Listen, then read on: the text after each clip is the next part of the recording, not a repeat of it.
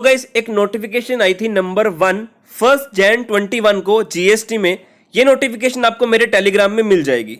इस नोटिफिकेशन ने CGST rules के रूल 59 में सब रूल 5 के बाद एक नया रूल इंसर्ट किया था, सब रूल 6। अब जीएसटी में क्या होता है कि पहले आता है नोटिफिकेशन, उसे नोटिफाई किया जाता है।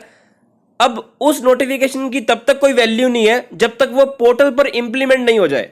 बट अभी सब रूल 6 को पोर्टल पर इंप्लीमेंट कर दिया है। बट उससे पहले गाइस स्मॉल टैक्स पेयर्स के लिए काफी बड़ी रिलीफ आने वाली है, जो कंसल्टेंट के लिए काफी दिक्कत वाली बात हो सकती है।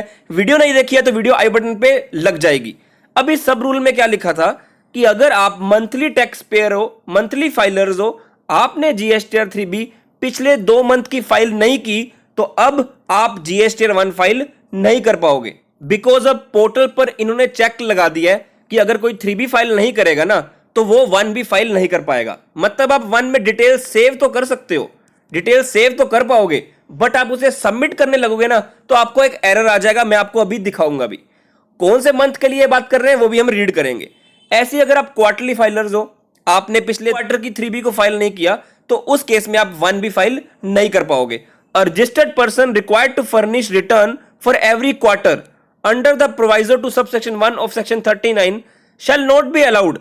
वो फाइल नहीं कर पाएंगे जीएसटीआर 1 या IFF, जो कि ऑप्शनल है बट फाइल नहीं कर पाओगे अगर आपने फॉर्म 3B को प्रीवियस टैक्स पीरियड के लिए, मतलब प्रीवियस क्वार्टर के लिए फाइल नहीं किया। आप देख सकते हो लेटेस्ट अपडेट है, रूल 59 सब रूल 6 को इंप्लीमेंट कर दिया है। जो मैंने आपको प्रोवाइजो बताया ये वही लिखा हुआ है बाय नोटिफिकेशन नंबर 1 1 जैन को। This rule will be implemented on GST portal from 1st September 2021।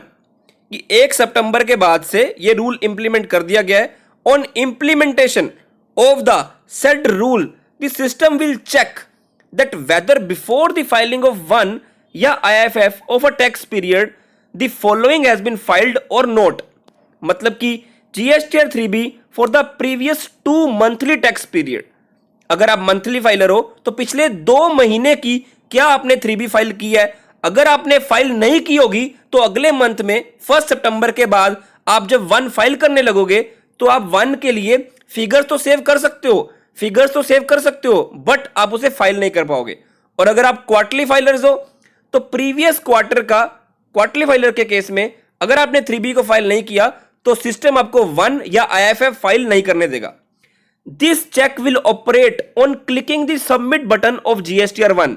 Save तो कर सकते हो और सिस्टम आपको एरर भी देगा कि आपकी कंडीशन 59 सब रूल 6 की मेट नहीं हुई है। It may be noted that records आप सेव कर सकते हो विल रिमेन सेव्ड, बट जो फाइलिंग है वो डिपेंड करेगी रूल 59 पे।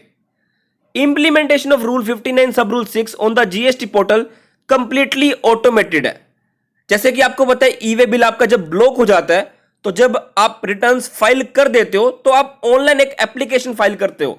जैसे आप रिटर्न फाइल कर दोगे तो ऑटोमेटिकली नंबर अनब्लॉक नहीं होता। जैसे आप स्क्रीन पर देख पा रहे हो आपको एप्लीकेशन देनी पड़ती है, application for unblocking of E way bill.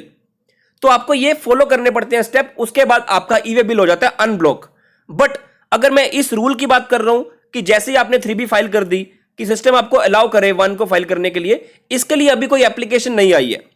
And facility for filing of GSTR 1 will be restored immediately. जैसे आप 3B फाइल कर दोगे no separate approval would be needed from the tax officer to restore the facility for filing of GSTR 1 to ensure no disruption in filing GSTR 1 या IFF tax payer who have not filed their pending 3B specially from period November 2020 and afterwards may do so at the earliest।